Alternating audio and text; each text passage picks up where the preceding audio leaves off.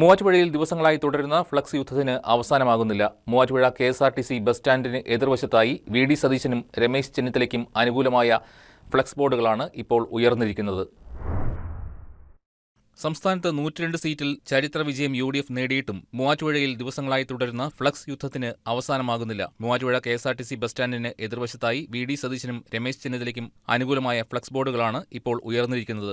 വനവാസമല്ല, പട്ടാഭിഷേകമാണ് നടക്കാൻ പോകുന്നത് എന്നാണ് VD സതീശന് അനുകൂലമായുള്ള ഫ്ലക്സ് ബോർഡിൽ എഴുതിയിരിക്കുന്നത്. കേരളം ജയിച്ചു, VD നയിക്കുമെന്നും ഫ്ലക്സ് ബോർഡിൽ രേഖപ്പെടുത്തിയിട്ടുണ്ട്. ഫ്ലക്സ് ബോർഡ് ആരാണ് സ്ഥാപിച്ചതെന്ന് ഇതിലൊന്നും വ്യക്തമാക്കിയിട്ടില്ല. തൊട്ടടുത്ത് തന്നെയായി രമേശ് ചെന്നിത്തലയ്ക്കും അനുകൂലമായ ഫ്ലക്സ് ബോർഡ് സ്ഥാനം പിടിച്ചിട്ടുണ്ട്.